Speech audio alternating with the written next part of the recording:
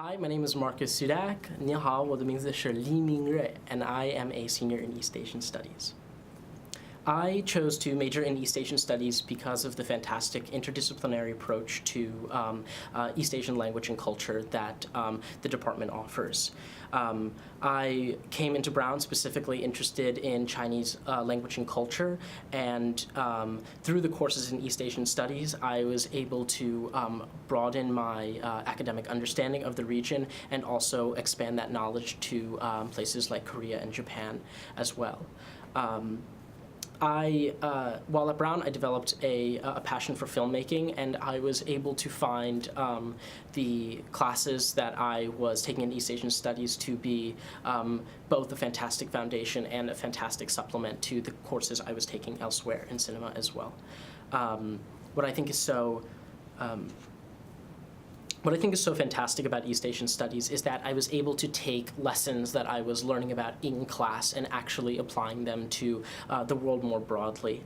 For me, for example, I was able to take a class I took an East Asian Studies called China Through the Lens, which is a film on China's cinematic legacy, cinematic history. I was able to take the knowledge of filmmakers I was learning about in that class, for example, Tian Zhuangzhuang, Luo Ye, Zhang Yimou, Cheng Kai-ge, and so on and so forth. I was able to take things that I was learning about those filmmakers and then bring them to, more specifically, an internship in Los Angeles, which I was able to, in which I was able to talk about what I was learning about in class, what I was able to talk about these filmmakers freely, and also sort of like educate the companies that I was working for on how cinema looks from a local perspective in China as well. So that was really fantastic. Hi, my name is Annika Green, and I'm a Senior International Relations Concentrator from Durham, North Carolina. One of the best things about the EAS department is that there's always someone you can turn to. Eastern languages can be really difficult because they're so different from languages like English that we grew up with, but there's always a patient teacher or a TA who's willing to guide you through the journey of language learning at the EAS department. My name is Daniel Rabine. I'm a senior concentrating in East Asian Studies, member of the class of 2017.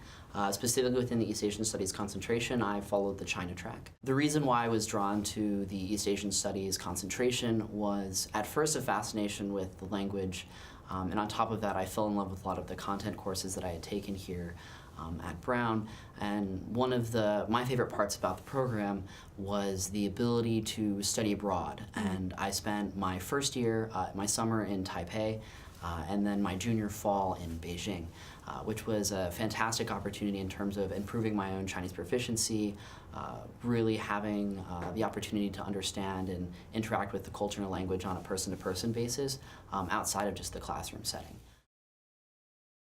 Hi, my name is Chen Ting, and I'm currently a senior, and I study both economics and East Asian studies.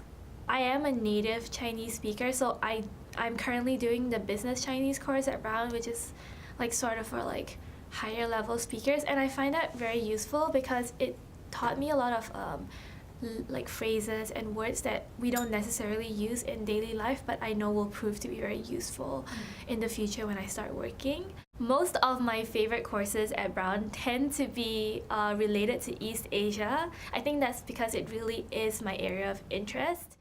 My name is Scott Fogel. My Chinese name is Feng Siquan, and I'm a sophomore student, double concentrating in East Asian Studies and hopefully environmental science. We'll see. The great things about the department is that we have a lot of funding available. So I actually just received a scholarship from the department to go study at an intensive summer language program in Beijing this summer. So I'm super excited about that. 2 months of intensive language study. With a lot of my older senior friends who come from China or Taiwan, been able to start conversations with 我想练习说中文, and it's just been a pleasure getting to know these people in their native language. So I think that's one of the hugely powerful parts of learning a different language, is that I don't think that you can truly know somebody until you are able to know them in their language.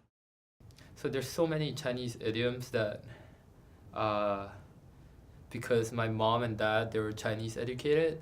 That was before Singapore's bilingual education policy. So one that she always said was, every time when me and my siblings would complain about something, she would be like, 生在福中不知福. And that means that you're living a fortunate life, but you don't know it.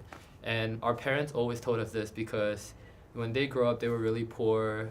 And obviously now Singapore is more of a developed country. And whenever we would complain about having to like do the dishes or something, she would say 生在福中不知福. Like, you know, back then we didn't even have that much food to eat. We couldn't even do the dishes even if we wanted to. We wore old clothes, so she always try to remind us about that.